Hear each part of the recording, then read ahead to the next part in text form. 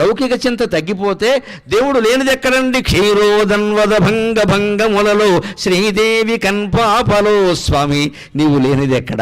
క్షీరోదన్వద భంగ భంగములలో శ్రీదేవి కన్పాపలో నీరేజాసన సృష్టి జీవకళలో నీలాంబర వ్యాప్తిలో క్షీరోదన్వద భంగ భంగములలో శ్రీదేవి కన్పాపలో నీరేజాసన సృష్టి జీవకళలో నీలాంబర వ్యాప్తిలో సారోదార కవిత్వ సంపదలలో సత్యము ధర్మములో సారోదార కవిత్వ సంపదలలో సత్యము ధర్మములో నీ రూపం బగుపించు నిర్మల గుణ నీ రూపం బగుపించు నిర్మల గుణ నిర్వాణ నారాయణ నిర్వాణ నారాయణ. పాలసముద్రపు తరంగాలలో శ్రీ మహావిష్ణువు ఉంటాడండి. క్షీరోదన్వద భంగ భంగములలో ఎందుకు ఉంటాడండి? పాలసముద్రంలో ఉండేటండి విష్ణువు అసలు పురాణాల లెక్క ప్రకారం పాలసముద్రంలో తరంగాలు ఉండవు. తరంగాలు లేని ఏకైక సాగరం క్షీరసాగరం. మామూలుగా కొంతమంది కవులు వర్ణనలో తరంగాలు లేకపోతే సముద్రం ఏమిటి అనేవో తరంగాలు పొంగినట్టు ఆయన మీద చిందులు చిందినట్టు రాస్తారు. కానీ క్షీర సముద్రంలో తరంగాలు ఉండవు. తరంగాలు లేని సముద్రం. తరంగాలు లేని సముద్రంలో మహావిష్ణువు ఉంటాడంటే అర్థం ఏమిటి?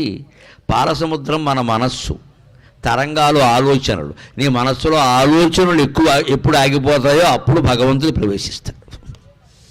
ఆలోచిస్తున్నంతకాలం దేవుడు దొరకడండి. మనోవాచామగోచర అంటారు అమ్మవారిని లలితా సహస్రంలో. మనోవాచామగోచర, మనస్సుకు దొరకదు, వాక్కుకు దొరకదంటే మనస్సు అంటే ఆలోచనే కదా. యతో వాచో నివర్తంతే అప్రాప్య మనసా సఖ.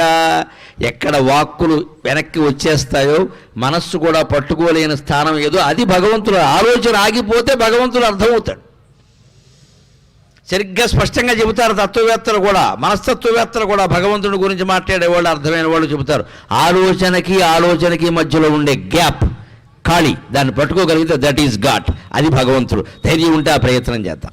ఆలోచనకి మధ్యలో ఉండే ఖాళీ. మీరు ఇద్దరు మనుషులు కూర్చోండి, ఎంత దగ్గరగానైనా కూర్చోండి, తొడ మీద తొడ, మెడ మీద మెడ పెట్టి కూర్చోండి. ఇద్దరికి తేడా ఉందా లేదా? మధ్యలో గీత ఉందా లేదా? ఉంది. మీరు రెండు కాళ్ళు ఎంత దగ్గరగానైనా వేయండి, మధ్యలో ఖాళీ ఉందా లేదా? ఉంది. అలాగే ఆలోచనకి మధ్యలో కూడా ఖాళీ ఉంది. నేను ఎంత వేగంగానైనా మాట్లాడచ్చు, వాక్యానికి మధ్యలో చుక్క ఉందా లేదా? ఉంది. చాలా వేగంగా మాట్లాడినప్పుడు అనిపించకపోవచ్చు, ఆయన అనర్గళంగా మాట్లాడుతున్నారండి. అనర్గళంగా మాట్లాడినా అందులో వాక్యాలు ఉన్నాయి, చుక్కలు ఉన్నాయి, కామాలు ఉన్నాయి, ఆశ్చర్యార్థకాలు ఉన్నాయి, అన్నీ ఉన్నాయి. అలాగే మన ఆలోచనల మధ్యలో కూడా కామాలు, ఫుల్ స్టాపులు, చుక్కలు, ఆశ్చర్యార్థకాలు అన్నీ ఉంటాయి, నిరర్థకాలు కూడా ఉంటాయి. ఆ ఆలోచనలు ఆపేసుకోగలగాలని చాలా కష్టమైన పనే, కానీ అది దానికే దొరుకుతాడు. అందుకే క్షీరోదన్వద భంగములు, ఆలోచనలు ఆగిపోయిన తరంగాలు లేని సముద్రంలో శ్రీ మహావిష్ణువు పడుకుంటాడు. అంటే ఆలోచనలు ఆగిపోయిన మనస్సులో శ్రీ మహావిష్ణువు ఉంటాడు. కోమావాడికి ఉంటాడా అన్నది పిచ్చి ప్రశ్న. కోమావాడికి వాడున్నాడని వాడికే తెలియదు, వీడెక్కడ ఉంటాడు. మనకి తెలియకుండా జరగడం కాదండి, మనకి తెలిసి ఆలోచన ఆగిపోవాలి. ఆలోచన ఆగిపోవాలంటే ఏం చేయాలో తెలుసా? నాకు కష్టమే, కానీ నేను చేస్తున్నదే మీకు చెబుతా. ప్రయత్నించండి, అందరం చేద్దాం. ముందు పనులు తగ్గించుకోవాలి. ఆలోచనలు ఆగిపోవాలంటే పనులు తగ్గించుకోవాలి. ఎప్పుడు 20 ఏళ్ల వాళ్ళకి నేను ఈ మాట చెప్పను, 30 ఏళ్ల వాళ్ళకి, 40 ఏళ్ల వాళ్ళకి కూడా చెప్పను. 60 ఏళ్ళు దాటిన వాళ్ళకి మొహమాటం లేకుండా చదువు, ఓవర్ యాక్షన్ చేయక మూల కూర్చోవెళ్ళి. 60 దాటిని, 70 దాటిని దిక్కుమాలిన పెత్తనాలు మనం మానవండి. ఇంట్లో అందరూ మన మాట వినాలి, మనం చెప్పిన ప్రకారమే నడవాలి. ప్రతి దాంట్లో కల్పించుకోవడం. నీకు ఎందుకు కూర్చోమని ఎవరన్నా అంటే వాళ్ళ మీద కొబ్బరిని కూర్చోమంటావా, నేను ఇదంతా నేనే సంపాదించా అంటాడు. ఈ ధోరణి ఆగితే దేవుడు అర్థమవుతాడండి. 60 దాటినా, 70 దాటినా, 80 దాటినా, చివరికి శ్మశానం దాటినా ఆగకపోతే ఈ మాటలు, ఈ పనులు ఎప్పుడు అవుతూ ఉండవు. మనం ఆ విరక్తి సంపాదించుకోవాలి. అందుకే ప్రభుత్వం వాళ్ళు కూడా 60 ఏళ్ళకి పంపేస్తారు బయటికి. సగం జీతం ఇచ్చారంటే అర్థం ఏంటి? సగం నోరు మూసుకోమని. సగం నోరునే మూసుకోవాలి కదా. ముందు పనులు ఆపేయాలండి, తర్వాత మాటలు కూడా ఆగిపోతాయి. పనులు ఆగిపోతే మాటలు అయిపోతాయి కదా. ఈ పని లేనప్పుడు, ఇప్పుడు ఇక్కడ ప్రవచనం అనే పని లేకపోతే నేను మాట్లాడినా కదండి, నాకే పని. ప్రవచనం లేకపోయినా అక్కడ కూర్చొని మాట్లాడుతున్నానంటే ఎక్కువగా ఉందన్నమాట, దురద అనుమానం ఏముంది? ప్రవచనం లేకపోయినా ఎవడో నాకు ఆ రోడ్డు మీద దొరకన నిలబెట్టి వాయించేస్తున్నాడు దురద అనుమానం కండూతి. ఎందుకు ప్రవచనం లేకుండా మాట్లాడుతున్నా? ఎవరు అడిగారు నేను? ఆయాసం అది ఉన్నప్పుడు మాట్లాడడం, లేనప్పుడు ఎందుకు? మనం లేనప్పుడు కూడా మాట్లాడతాం, గమనించండి. మాకంటే ఎక్కువ ప్రవచనాలు చెప్పేవారు మీలోనే ఉన్నారు, చాలా ఉన్నారు. అడగకుండా చెప్పేస్తారు, ఏం పుచ్చుకోకుండా చెప్పేస్తారు. మహాదాతలు మేము ఇంకా పుచ్చుకొని చెబుతాం, మీరు ఏం పుచ్చుకోకుండా చెబుతారు, గంటల తరబడి చెబుతారు, నిలబడి చెబుతారు. మైక్ కూడా అక్కర్లేదు, నమశివాయ. ఎక్కువ జనం కూడా అక్కర్లేదు, ఒక్కడు దొరికితే చాలా చెదకొట్టేస్తారు 3 గంటలు.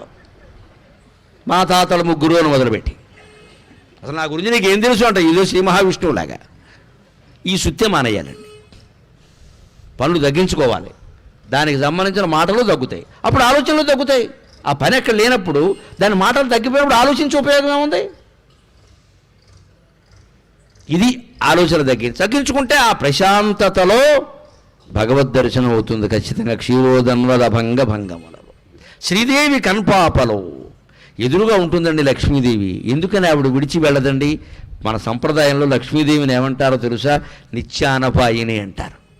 నిత్యాన వైష్ణవ సోదరులు ఈ నామాన్ని ఎంత ఆర్ద్రంగా ఉచ్చరిస్తారో అమ్మవారు నిత్యానపాయనండి అంటారు. నిత్య అనపాయిని, ఎప్పుడూ ఆయన్ని విడిచి వెళ్ళదు. ఆయన రాముడిగా పుడితే ఆవిడ సీతాదేవిగా పుట్టాల్సిందే, ఆయన కృష్ణుడిగా పుడితే ఆవిడ రుక్మిణీదేవిగా పుట్టాల్సిందే. కుదరదు. ఇంకా శివుణ్ణి విడిచి పార్వతి ఉండే సందర్భం ఉందేమో కానీ అర్ధనారీశ్వరుడు కాబట్టి అక్కడ ఉండే అవకాశం లేదు. అలాగే విష్ణువుని విడిచి లక్ష్మీదేవి ఉండదండి, వచ్చేస్తుంది కనుక ఆవిడ. ఆయన వెంకటేశ్వరరావు గారు రాగానే కూడా రావద్దని చెప్పినా సరే వచ్చేసింది ఆవిడ. కొల్లాపురం లక్ష్మీదేవి వచ్చాకే వెంకటేశ్వర వచ్చాడు. అంటే నిత్యానపాయ. ఎందుకు? శ్రీదేవి కన్పాపలో తన కళ్ళల్లో చూస్తుందమ్మా భగవంతుడిని ఆవిడ, కంటిపాపలో చూసుకుంటుంది. అందుకే దేవుణ్ణి కంటిపాపలో చూసుకుంటుంది ఆవిడ. నీరేజాసన సృష్టి జీవకళలో ఇంకా మహావిష్ణువు ఎక్కడ ఉంటాడు అంటే ఆలయంలో మాత్రమే ఉంటాడు అనుకోకండి. మీ ఇంటి ముందు ఒక పూల మొక్క ఉంది, ఒక్కసారి అక్కడ ఆగండి, కారు ఎక్కేయకండి అమ్మా. ఎక్కచ్చు కారు, ఎప్పుడు ఎక్కచ్చు, స్టీరింగ్ తిప్పచ్చు, కింద పడచ్చు, రేపు పొద్దున పేపర్లో రావచ్చు, ఇవన్నీ జరిగేవి, పెద్ద విషయం కాదు అది. కారు ఎక్కేయకండి. ఇంటి ముందు పూల మొక్కలు పెంచారు కదా, ఆ పువ్వును ఒక్కసారి చూడండి. అందులో ఈ కాలంలో హేమంత ఋతువులో చామంతి పూలు, బంతి పూలు మంచు కిరణాలు పడి అద్భుతమైన సౌందర్యంతో ఉంటాయండి. వాటిని చూడండి, ఒక్క నిమిషం చూడండి, నా కోసం చూడండి, నా కోసం చూడండి. భగవంతుడు అర్థమవుతాడు. ఆ చామంతి పువ్వు ఆ సన్నటి రేకులతో ఎంత అందంగా ఉంటుందండి. ముద్దబంతి పువ్వు ఏ భగవంతుడు సరిపోతాడండి దాని అందం ఉంది అసలు. ముద్దబంతి పువ్వు, ఆ రేకులేమిటి, ఆ రేఖలు ఏమిటి, మధ్యలో ఆ కేసరాలు ఏమిటి, ఇంత చక్కగా ఎంత అందంగా ఉంటుందండి అది.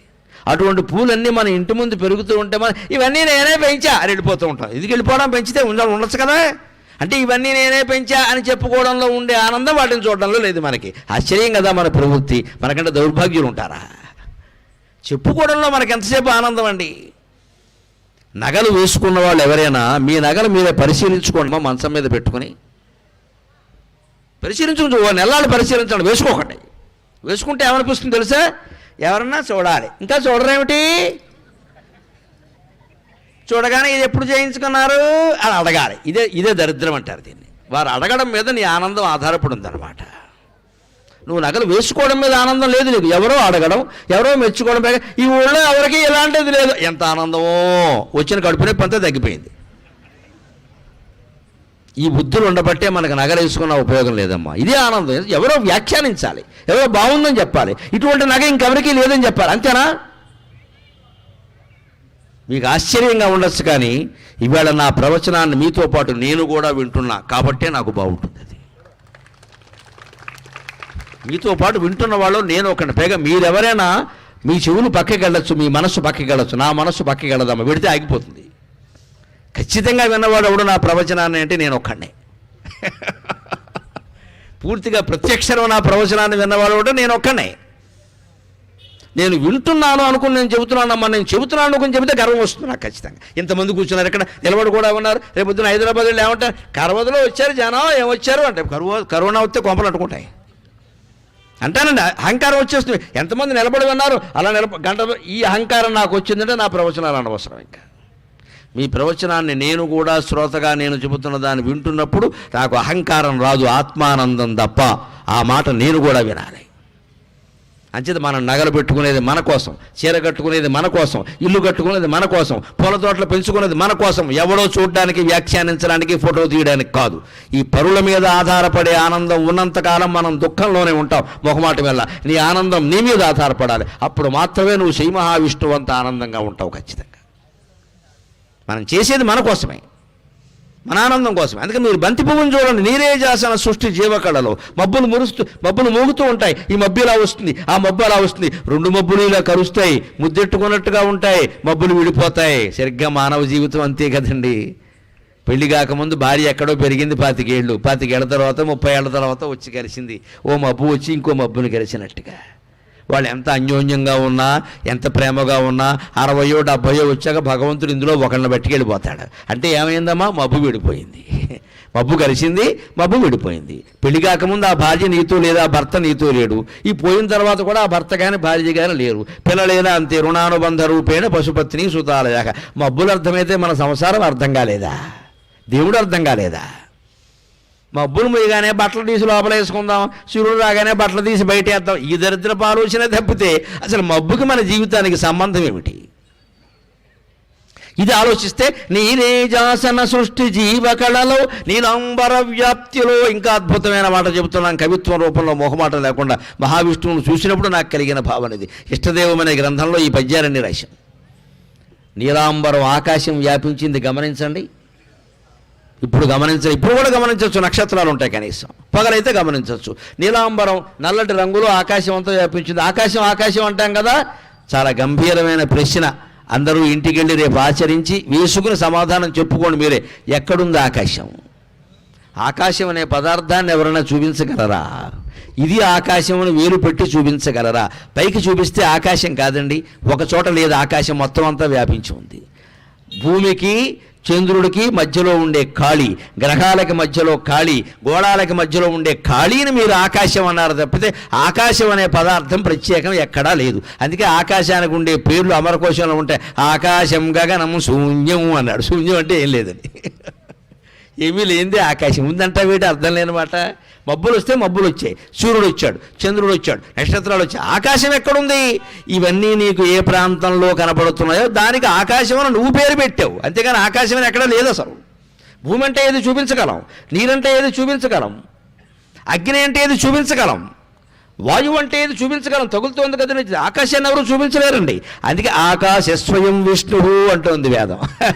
ఆ ఆకాశం ఎలా అయితే ఫలానాది నీకు తెలియకుండా అంతటా వ్యాపించి ఉందో, నువ్వే చిత్రంగా దానికి ఆకాశం అని పేరు పెట్టావో, సమస్త వస్తువుల రూపంలో, సమస్త వస్తువుల మధ్యలో, చరాచర జీవరాశి హృదయంలో ఉన్నది ఆ విష్ణువేనయ్యా. అదే విష్ణువు, అదే రాముడు, అదే కృష్ణుడు అన్నారు. ఇది అర్థం కావాలంటే ఎంత గంభీరంగా ఉండాలి మనిషి, ఎంత ఏకాంతాన్ని సాధించాలి.